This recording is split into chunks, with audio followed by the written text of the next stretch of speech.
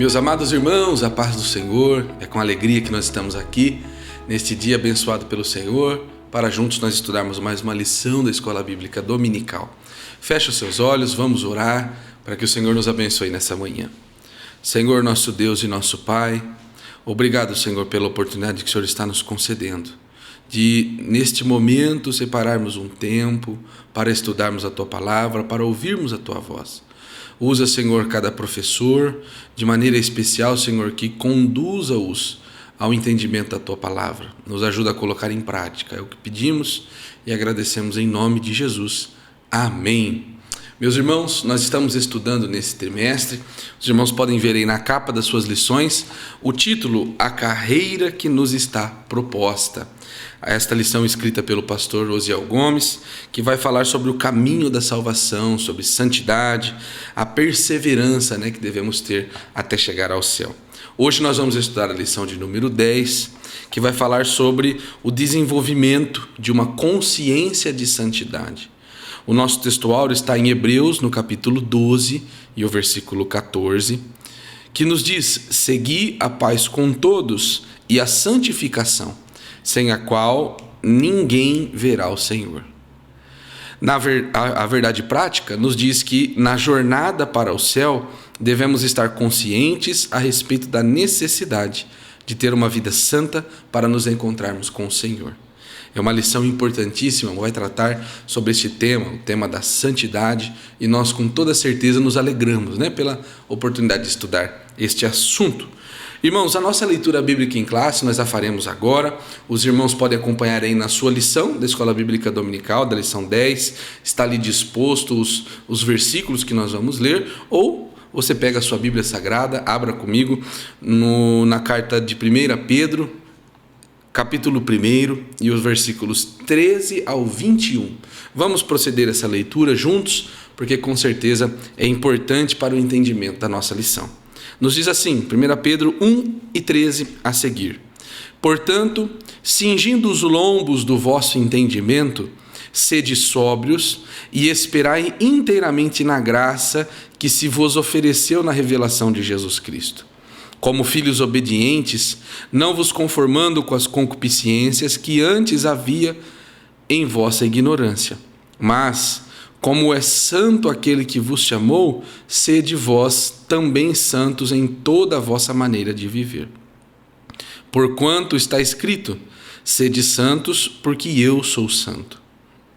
E se invocais por Pai aquele que, sem acepção de pessoas, julga segundo a obra de cada um, andai em temor durante o tempo da vossa peregrinação, sabendo que não foi com coisas corruptíveis, como prata ou ouro, que fostes resgatados da vossa vã maneira de viver, que por tradição recebestes de vossos pais, mas com o precioso sangue de Cristo, como de um cordeiro imaculado e incontaminado, o qual, na verdade, em outro tempo foi conhecido, ainda antes da fundação do mundo, mas manifestado nestes últimos tempos por amor de vós.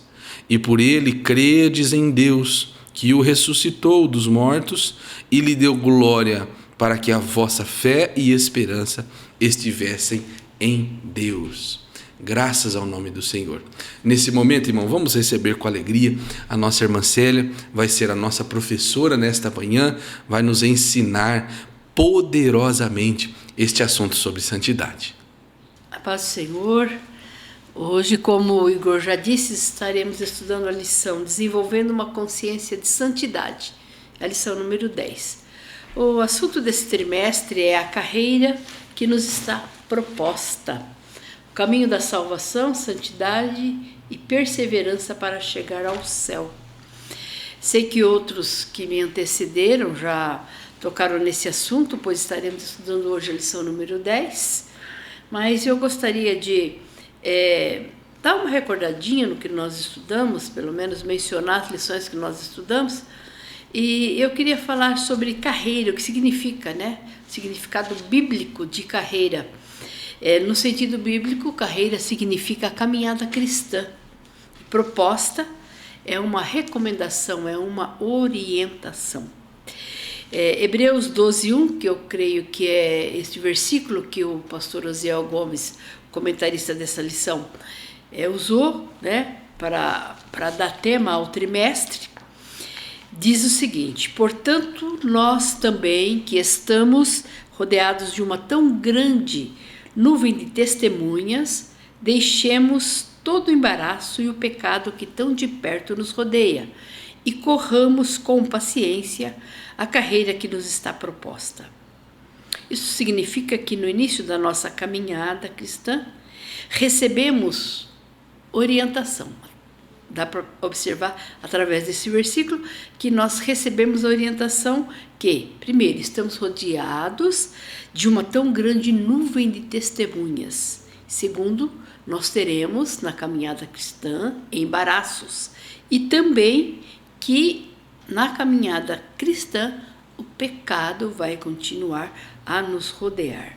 Quando a gente cita esse termo nuvens de testemunha, eu me lembro de uma frase, né, dita por Francisco de Assis, repetida por Billy Graham, que diz o seguinte: tenha cuidado com a sua vida, porque talvez seja o único evangelho que as pessoas lerão. Então, tenha cuidado com a sua vida, pois talvez seja a sua vida o único evangelho que as pessoas lerão. A Bíblia, né, nesse versículo 12:1 de Hebreus, fala também sobre correr com paciência. E nós sabemos, a gente acompanha, eu gosto bastante de esportes, principalmente de maratona, essas coisas, né? E a gente sabe que quem corre uma maratona, quem alcança a linha de chegada é aquele que corre mais rápido. Mas na caminhada cristã, quem alcança a linha de chegada é o paciente. Então, nós temos que correr, mas correr com paciência. No próximo versículo de Hebreus 12:1, há também uma recomendação. Nós temos aqui uma orientação, mas nós temos também uma recomendação para correr bem essa caminhada e chegar nessa caminhada cristã e chegar lá na linha, né? Na linha de chegada. Diz o seguinte, o versículo 12, capítulo 12, versículo 2.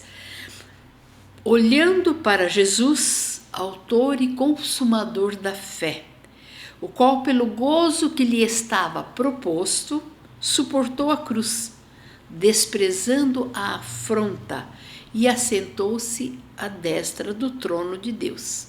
Então, a recomendação é essa: olhar para Jesus, o autor e consumador da nossa fé, e seguir-lhe o exemplo, porque ele suportou a cruz e a afronta. Nós teremos problemas. Quando nós estamos na caminhada cristã, há pessoas que acham que quando ele se torna um cristão, ele não vai ter mais problemas nenhum. Não, ele vai continuar tendo problema, ele vai continuar tendo dificuldade, vai continuar tendo doença, vai continuar tendo perdas, né, de pessoas ou de outras coisas, de emprego, de algum bem, vai continuar. A diferença é que na caminhada cristã nós não caminhamos sozinhos, nós temos o Pai, o Filho e o Espírito Santo conosco, né? Então, e a gente segue o exemplo de Jesus, que ele suportou a cruz, né? Nossa vida, nós podemos dizer que cada um tem a sua cruz, e ele também suportou a afronta. E como recompensa, ele assentou-se à direita do trono de Deus. E a nossa recompensa é um dia morar no céu, né? Quando a gente fala sobre olhar para Jesus, o autor e consumador da nossa fé, me lembrei da história de um moço que ele procurou o pastor e disse: olha, pastor, eu vou sair da igreja. E o pastor perguntou: mas por que você vai sair da igreja? Ele disse: olha, aqui as pessoas falam mal uns dos outros, aqui o grupo musical canta desafinado, aqui as pessoas ficam olhando no celular, Aí o pastor falou, olha, eu vou te pedir uma coisa. Antes de você sair da igreja, eu vou te dar um copo com água e você vai dar 3 voltas pela igreja, tá? Mas você não vai deixar cair nenhum pingo de água. E depois você pode sair da igreja. E aquele moço disse assim, é fácil. E aí ele foi, né? Deu 1, 2, 3 voltas, né? Não derrubou nenhum pingo de água. Aí o pastor perguntou, escuta, enquanto você estava dando a volta, você viu alguém falando mal um do outro? Não, eu não vi. Você viu alguém cantando desafinado? Não, eu não vi. Você viu alguém olhando no celular? Não, eu não vi. Sabe por que você não viu? Porque você estava focado, né, no copo de água. E assim é a nossa vida cristã, né? A nossa vida cristã, nós temos que olhar para Jesus. Se você tiver o foco em Jesus, você segue a sua caminhada até a sua linha de chegada. A lição vem nos trazendo, Deus abençoe pela água, a lição vem nos trazendo, paulatinamente, os embaraços da caminhada cristã, nos dando também orientação de como vencê-los, né? Então, nós podemos ver aí que a primeira lição falou sobre o início da caminhada. A lição número 2, a escolha entre a porta estreita e a porta larga. A lição número 3, o céu, o destino do cristão. Lição 4, como se conduzir na caminhada. O 5, os inimigos do cristão. 6ª lição, as nossas armas espirituais. Lição número 7, o perigo da murmuração. Lição número 8, confessando e abandonando o pecado. E a lição número 9, resistindo à tentação no caminho. E a lição que nós vamos estudar hoje é desenvolvendo uma consciência de santidade. O texto áureo, né, que significa o texto de ouro, nos dá base da lição que vamos estudar. O texto áureo diz o seguinte, está em Hebreus 12 e o versículo 14. Segui a paz com todos e a santificação, sem a qual ninguém verá ao Senhor. Vocês podem observar que essa orientação, ele é categórico, ele não diz, né, seguir a paz com todos, a santificação, e talvez, né, vocês consigam ver o Senhor. Não, se você não seguir a paz e você não tiver a santificação, ninguém, não tem exceção, verá o Senhor. E olha uma coisa que eu observei, quando diz seguir a paz com todos, significa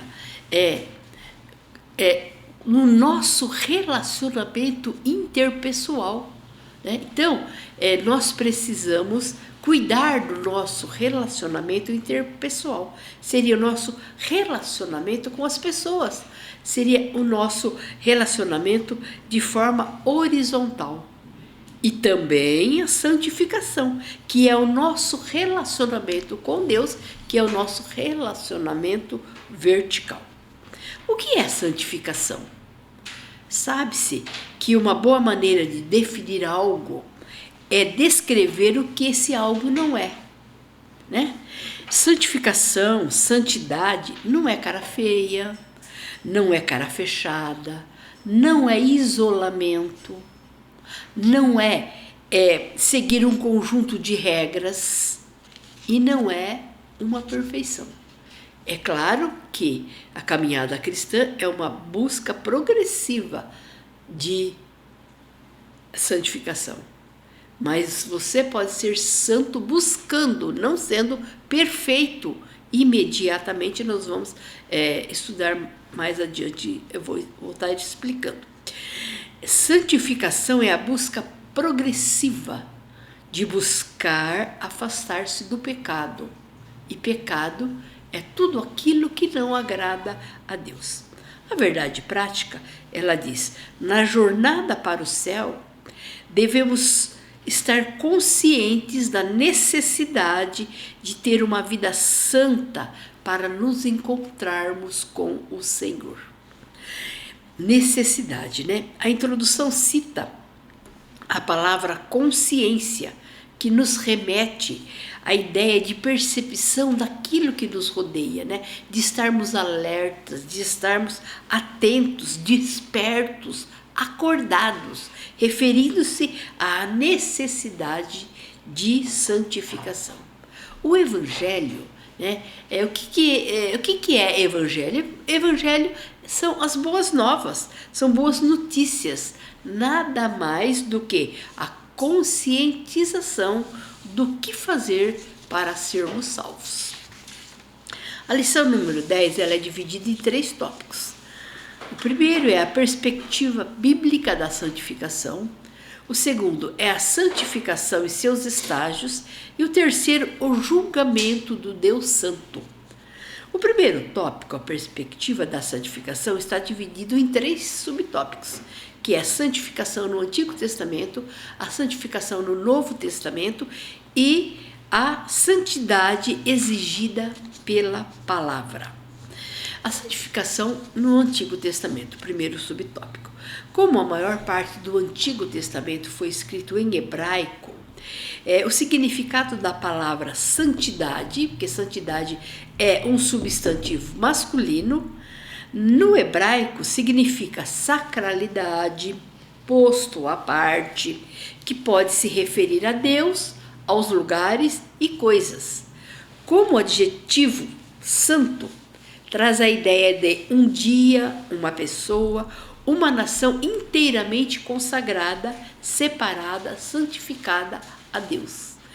Já no Novo Testamento, o verbo santificar, no grego, traz a ideia de tornar santo, purificar ou consagrar. Ser santo, mas refere-se à santidade pessoal, à santidade operada na vida de uma pessoa, na vida do crente.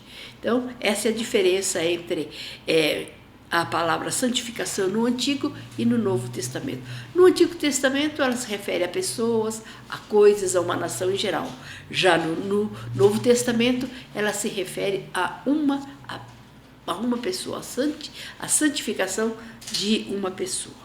A santidade exigida pela palavra resume-se no versículo do texto áureo, né? Seguir a paz com todos e a santificação, sem a qual ninguém verá o Senhor. Então, a palavra de Deus, a Bíblia Sagrada, ela exige isso, né? Seguir a paz com todos, como eu já disse, que é cuidar do relacionamento entre as pessoas, e a santificação, que é cuidar do relacionamento nosso com Deus. Santificação, isso é bom a gente observar, e vocês, né, sempre terem isso em mente. Santificação, ela é exigida em todas as áreas da nossa vida.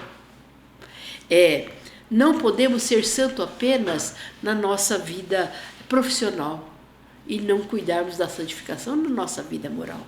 Não podemos ter uma santificação em outra área da nossa vida e na nossa vida social não termos santificação. Nunca se esquecendo que a santificação anda de mão dada com a paz com todos. Deus é santo, ele já é santo. É um caráter dele, é um atributo dele, ser santo. E nós estamos em processo de santificação. O resumo desse primeiro tópico diz o seguinte: a palavra de Deus aponta o estilo de vida santo sem o qual não podemos agradar a Deus. O segundo tópico, né? Ele vai falar sobre a santificação e seus estágios. Ele também está dividido em 3 subtópicos. A realidade da santificação, 3 estágios da santificação e o alvo da santificação. A realidade da santificação, o comentarista da lição, pastor Osiel Gomes, nos ensina que a santificação é um ato, é um estado e um processo. É um ato porque a santificação, ela é chamada também de santificação inicial ou posicional. Nós vamos explicar mais adiante sobre isso, né? E ela é um estado, quer dizer, você tem que viver em santificação. E ela também é um processo, porque ela é progressiva. Romanos 6, 19 e 22 nos diz, isso na versão da nova versão internacional, NVI. Falo isso em termos humanos, por causa das suas limitações humanas, né? Paulo explicando de uma forma clara para que nós humanos entendêssemos, né? Ele era uma pessoa muito culta, né? Tinha um vocabulário muito esmerado, então ele procurava falar de uma forma simples e clara para que nós entendêssemos. Então ele explica, assim como vocês ofereceram os membros do seu corpo em escravidão e impureza, e a maldade que leva à maldade, ofereçam, agora que vocês mudaram de vida, agora que vocês aceitaram a Cristo como Senhor e Salvador, vocês têm que oferecer o vosso corpo para a santidade, né? E ainda pergunta no versículo 21, que fruto vocês colheram quando vocês estavam no velho homem? Frutos que vocês que se envergonham, não é? Frutos que o fim é a morte. Mas agora que vocês foram libertos do pecado, continua o versículo, e se tornaram servos de Deus, o fruto que colhem leva à santidade e o seu fim é a vida eterna. O versículo 23, né, de Romanos é bem claro, a gente tem esse decor, esse versículo, porque o salário do pecado é a morte, mas o dom gratuito de Deus é a vida eterna por Cristo Jesus, nosso Senhor. A partir do momento que aceitamos a Jesus, ato esse voluntário e que faz parte do livre-arbítrio, começa-se a segunda fase. Então nós temos a santificação inicial ou posicional, que tomamos uma atitude, tomamos uma posição de mudança de vida. Mas agora vem a segunda fase, que é um processo, cujo propósito é levar o cristão a se tornar semelhante a Cristo. Romanos 8 e 29, na nova versão transformadora, diz: pois Deus conheceu de antemão os seus e os predestinou para se tornarem semelhantes à imagem de seu Filho, a fim de que ele fosse o primeiro entre muitos irmãos. Assim, a santificação ela busca aperfeiçoar o crente de modo que a imagem de Cristo se reflita plenamente na sua vida. Você tem refletido a Cristo na sua vida? As suas atitudes têm refletido a Cristo? Né? A maneira de você se comportar no seu lar, no seu trabalho, no comércio, entre seus amigos, na tua grande família, tem refletido a Cristo? Malaquias, né?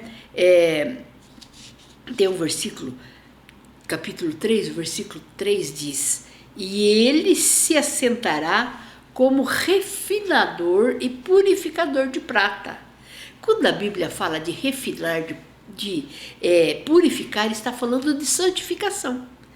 Estudiosos da Bíblia, eu quero compartilhar com vocês isso, procuraram um ourives que trabalhava com prata. Ele leu esse versículo e ficou pensando, como será que é a purificação da prata? Então, o ourives explicou, olha, assim se dá. Eu pego uma peça de prata que é totalmente impura, escura, cheia de muitos defeitos, de muitas falhas, com sujeira, e eu coloco no fogo. Só que eu tenho que ficar olhando para a peça, porque se ela passar do ponto, eu perco a peça. Mas quando ela está totalmente purificada, eu já tiro do fogo. Então a pessoa que estava acompanhando perguntou: e como você sabe que ela está no ponto, que ela está purificada? É quando eu vejo a minha imagem refletida nela. Olha que coisa linda, né? Então, Os olhos têm que estar fixos na peça, né? Assim é a nossa santificação. Só estaremos santos quando Cristo estiver refletido em nós. Quando as pessoas nos verem e falar, realmente, essa pessoa é um verdadeiro cristão. O que as pessoas têm dito sobre você? Reflita nisso, né? Podemos concluir, então, que a santificação é um processo que tem 3 estágios. Santificação inicial ou posicional, santificação progressiva, né? Ela é contínua, e a glorificação, que é o estágio final da nossa vida com Deus. O segundo subtópico fala sobre 3 estágios da santificação. O primeiro, né, aprofundando o que já vimos, o primeiro estágio, a santificação, ela inicia-se no Novo Testamento. Eu acho isso a coisa mais linda. O crente é declarado justo diante de Deus, completamente regenerado, declarado sem pecado. Trata-se da santificação inicial ou posicional. Mas, irmã Célia, isso está na Bíblia. 1 Coríntios capítulo 6, o versículo 11. Tais fostes alguns de vós, mas vós vos lavastes, mas fostes santificados, mas fostes justificados em o nome do Senhor Jesus Cristo e no Espírito do nosso Deus. Né? Então nós fomos declarados sem pecados. Eu me lembro também da história de um homem que ele estava condenado a pagar uma quantia, né? Chegando na audiência, quando ele não tinha condições de pagar. Chegando na audiência, ele ficou muito feliz, porque o juiz era um amigo de infância dele. Ele falou, boba, né? Ele não vai me condenar, ele vai me absolver. E a audiência foi se desenrolando e o juiz, o justo juiz, condenou ele a pagar. Só que, após a audiência, o juiz sai da sua cadeira e passa no caixa do fórum e paga para o seu amigo a quantia que ele não tinha condições de pagar. Esse justo juiz representa Jesus. Nós não tínhamos condições de pagar. Nós estávamos condenados. Tem um versículo da Bíblia que diz que a cédula que nos era contrária foi cravada na cruz do Calvário. Então, nós agradecemos a Jesus por esse privilégio, né? O segundo estágio, que é o estágio progressivo da santificação desse mundo, em que o crente deixa a velha natureza. O verdadeiro cristão, ele não faz mais as obras do velho homem. E ele se reveste do novo homem, até alcançar a perfeita imagem de Cristo. Como diz Provérbios, capítulo 4, versículo 18, diz assim, mas a vereda do justo é como a luz da aurora, que vai brilhando mais e mais até ser dia perfeito. O dia ele não clareia de uma hora para outra, vai sendo aos poucos. Está escuro, vai clareando, clareando, até clarear totalmente, né? Então, a nossa vida é uma santificação progressiva. E o terceiro estágio, que é a glorificação, é quando seremos como Jesus é e receberemos um corpo ressurreto. O subtópico 3, o alvo da santificação. O propósito da santificação é tornar o crente coerente, perfeitamente coerente com a estatura do caráter divino. Mateus 5:8 diz, bem-aventurados limpos de coração, porque eles verão a Deus. Você pode ir numa audiência de qualquer forma? Você pode se apresentar diante de um juiz de qualquer jeito? Há regras? Você não pode ir de bermuda, você não pode ir de camiseta cavada. Você tem que ir com uma roupa coerente com o ambiente.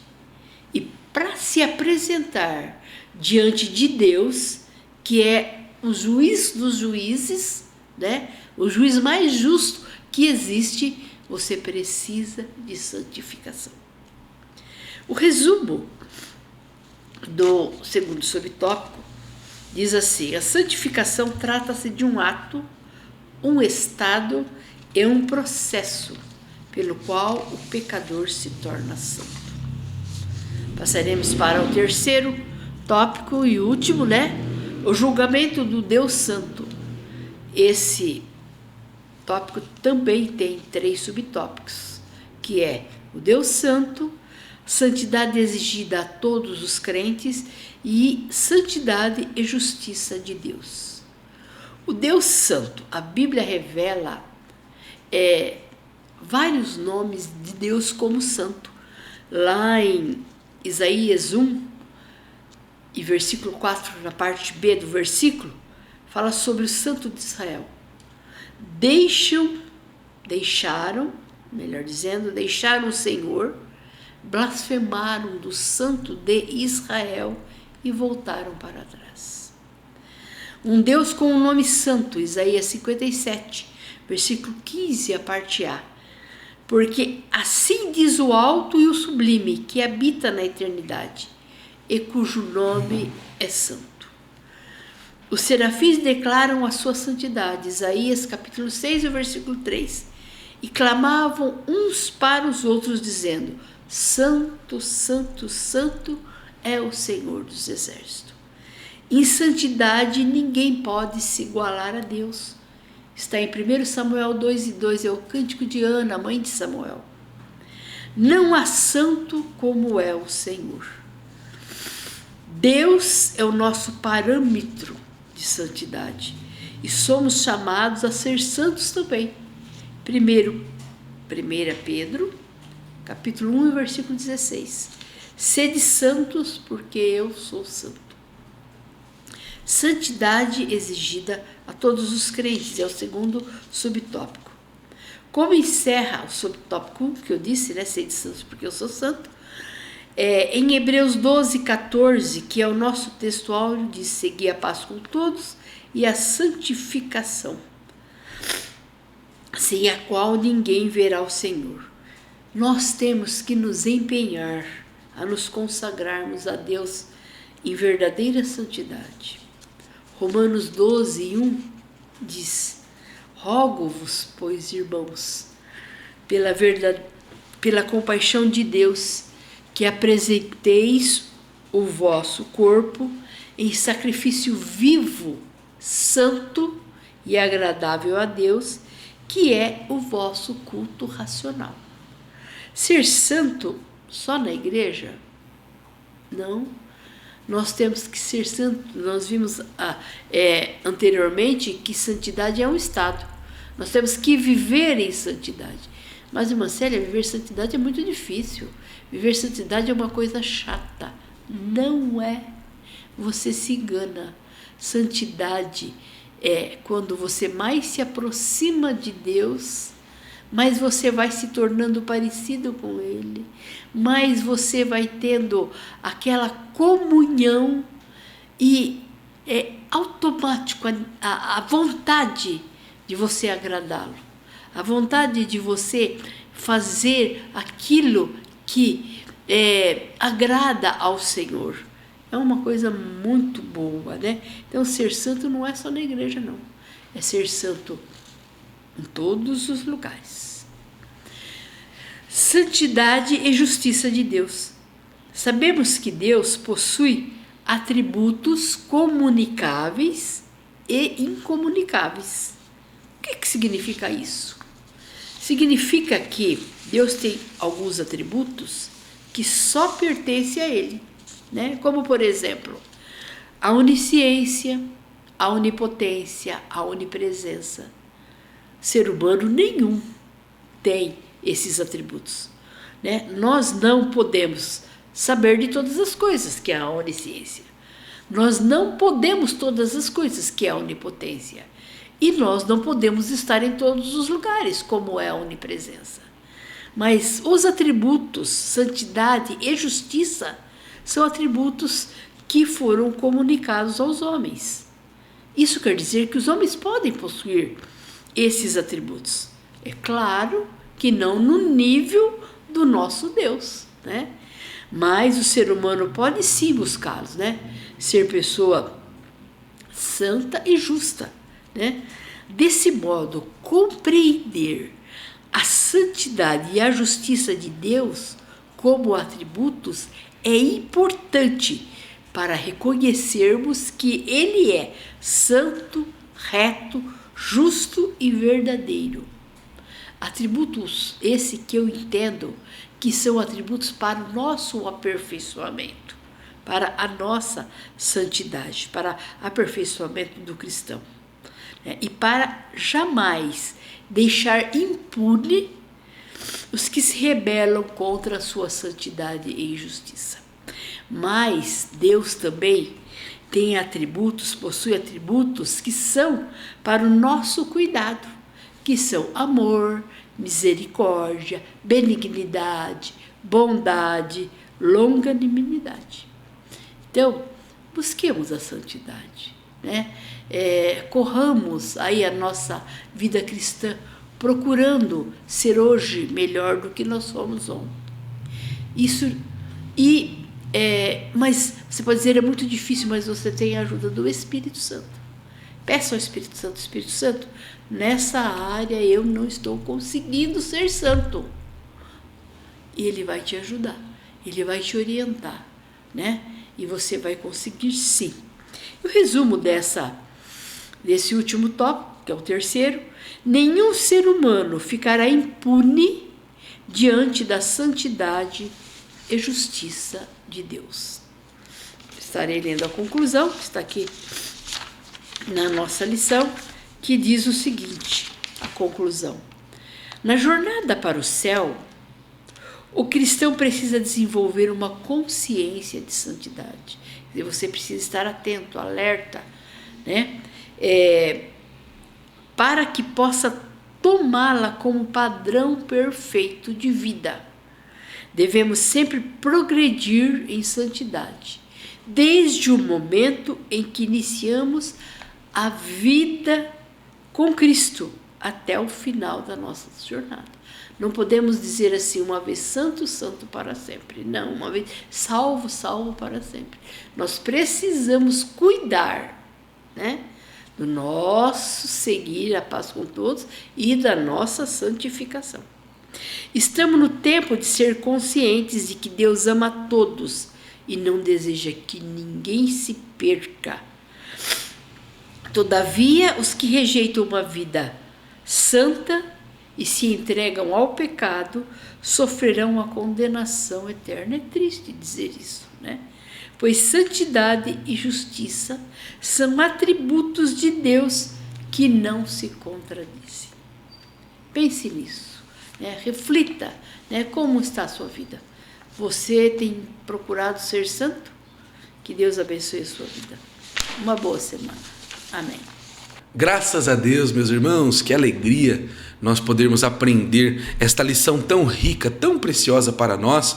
Nós nos alegramos em Cristo Jesus, porque podemos nos reunir durante estes minutos, receber um ensino da palavra de Deus, e agora caberá a nós colocar em prática para termos uma vida santa, para nos agradarmos ao Senhor, para nos aproximarmos dele. Que Deus possa abençoar a você, meu querido irmão, por estar conosco aqui nesta manhã, devotando ao Senhor esta porção do teu tempo para estudar a sua palavra. Nós, antes de orarmos, temos alguns avisos importantes, né? Primeiro, é um convite a todos os irmãos que estão nos acompanhando, que acompanham a nossa Escola Bíblica Dominical online e ainda não nos visitaram presencialmente. Nós temos a nossa igreja sede aqui no Bairro Alto, na Campos Sales, ou em uma das nossas igrejas, na maioria dos bairros da nossa cidade, você encontra uma Assembleia de Deus Ministério do Belém ali implantada para te atender atender com um maior conforto.